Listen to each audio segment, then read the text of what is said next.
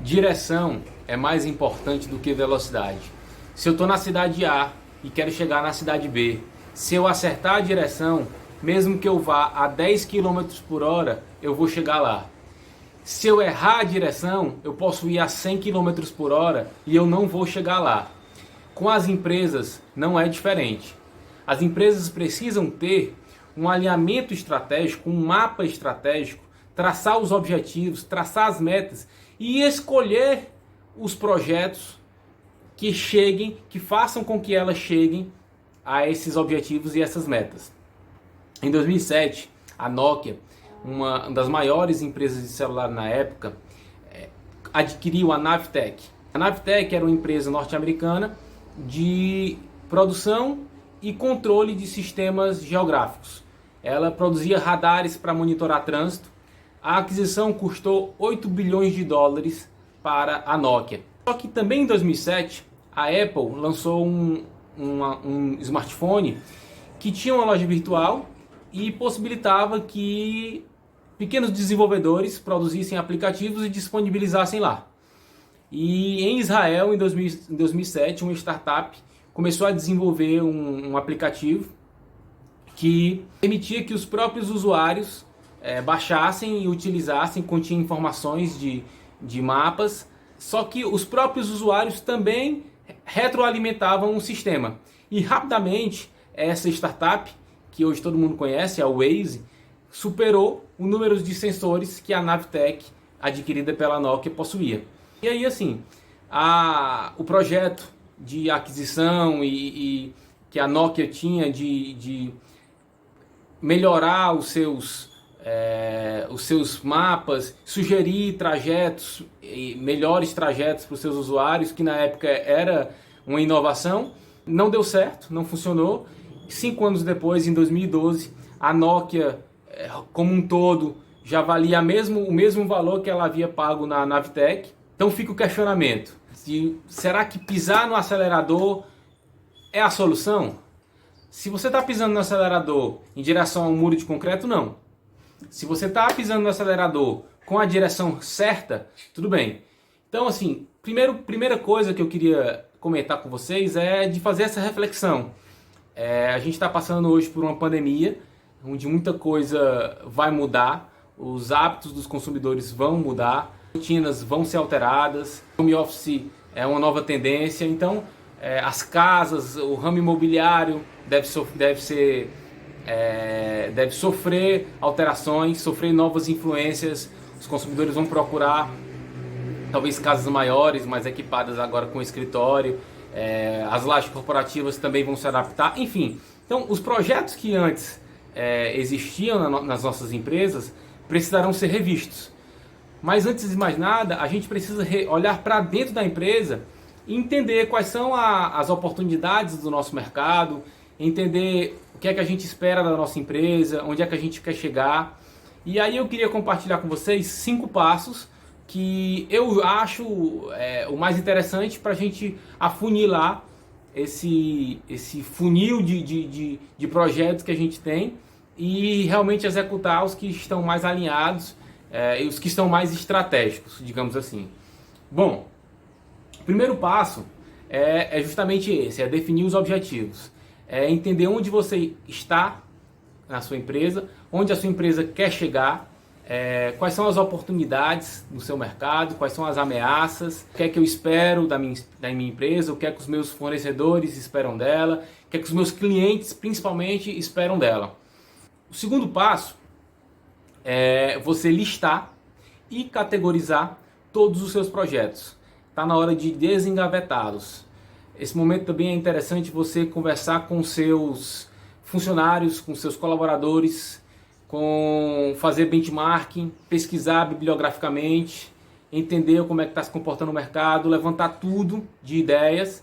E aí você não só fazer esse levantamento, como categorizar. Os projetos possuem semelhanças entre eles.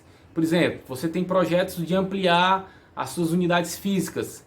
Então, esses projetos podem ser categorizados como obras, projetos de construção. Você tem projetos que são requisitos legais, projetos de requisitos legais. você tem projetos para construir branding, projetos de sustentabilidade, enfim, projetos de TI, projetos de inovação. Categorize o seu portfólio de projetos. Passo número 3, definir os critérios. E aí existem diversos critérios. Você pode ter critérios financeiros, por exemplo, TIR, a gente já comentou em vídeos passados, VPL, Payback. Você pode ter critérios mais comerciais, por exemplo, aumento da margem de lucro, aumento do volume de vendas, aumento do market share.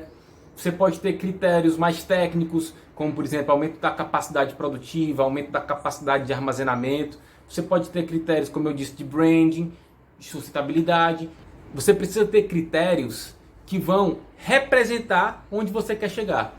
Porque é a partir deles que você vai julgar os seus projetos e que vai dar a ordem de prioridade do seu portfólio. Então, se você não colocar critérios que realmente representem a sua empresa ou que realmente representem a estratégia do seu negócio, o seu portfólio não vai representar o objetivo final. Não vai te fazer chegar lá onde você almeja. Então, a escolha dos critérios ela é fundamental para que você tenha um portfólio alinhado com o seu planejamento estratégico. Bem, a quarta etapa é a etapa de priorização.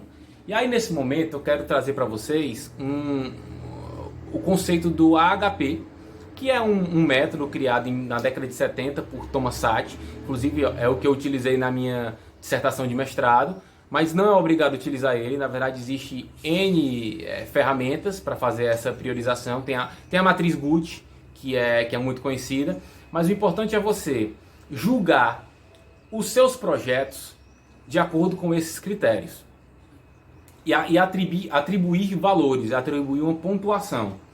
Essa pontuação vai ranquear os seus projetos. Último passo é o passo número 5, balanceamento. Neste passo, você já tem o seu portfólio priorizado, hierarquizado. Nesse momento, você precisa fazer uma análise global, olhar o seu portfólio como um todo. O que é que você está recebendo de informação do seu modelo, da sua ferramenta? Isso faz sentido para a sua empresa? A sua empresa tem CAPEX para isso? Tem recursos humanos? Tem recurso financeiro? Tem equipamentos? Então, analisar se não há um desbalanceamento. A gente está atendendo todas as áreas da empresa, está atendendo somente uma área. Então, é um momento de você analisar o resultado. E é o que eu sempre digo. A ferramenta, ela é uma ferramenta auxiliar de tomada de decisão. Ela vai te dar um norte, mas a tomada de decisão continua sendo pessoal, ela continua sendo subjetiva. O gestor precisa analisar o resultado daquele modelo e tomar suas decisões. Ele pode concordar, ele pode seguir ipsilitra o que o modelo está sugerindo, mas ele pode fazer alterações. Não faz sentido, essa que está aqui em quinto lugar, ela tem uma relevância e ele pode alterar as ordens. O importante é você fazer esse balanceamento, esse passo número 5, para você entender o seu portfólio como um todo, analisar os riscos, analisar se há algum desbalanceamento, analisar se você tem CAPEX suficiente para corresponder a todos esses projetos e não se frustrar lá na frente. Se você tem 10 projetos e só tem condições de fazer 5, é melhor que você faça 5 e entregue 5 do que você faça 10 e não entregue nenhum. Então, era isso que eu tinha para dizer. Eu acho que a gente vai ter grandes alterações nos hábitos de consumo e a gente precisa repensar as nossas estratégias para que a gente seja mais bem sucedido nos nossos projetos. Era isso que eu tinha para dizer. Muito obrigado, fiquem com Deus e até a próxima.